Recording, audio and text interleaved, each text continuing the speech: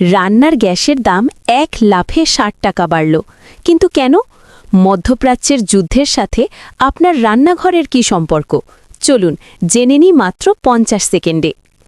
২০২৬ সালের মার্চে America, Israel এবং ইরানের মধ্যে যুদ্ধ শুরু হওয়ায় বিশ্ববাজারে অপরিশোধিত তেলের দাম রকেটের গতিতে বাড়ছে।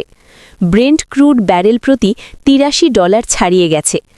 ভাবছেন তেলের দাম বাড়লে গ্যাসের দাম কেন বাড়ে? আসলে এলপিজি হল খনিজ তেলের একটি উপজাত পণ্য। তাই তেলের দাম বাড়লে আন্তর্জাতিক সৌদি আরামকো কন্ট্রাক্ট প্রাইসও বেড়ে যায়, যার প্রভাব পড়ে ভারতে। ৭ই মার্চ থেকে কলকাতায় ডোমেস্টিক সিলিন্ডারের দাম দাঁড়িয়েছে ৯৩৯ টাকা, আর মালদহে পরিবহন খরচের জন্য এটি ১০১০ টাকা ছাড়িয়ে গেছে। তবে স্বস্তির খবর হল উজ্জ্বলা গ্রাহকদের ৩০০ টাকা ভর্তুকি এখনও জারি আছে। যুদ্ধের এই উত্তাপ কি আপনার পকেটেও টান ফেলছে? কমেন্টে জানান। আর এমন ইনফরমেটিভ ভিডিওর জন্য সাবস্ক্রাইব করুন শর্টস আপ।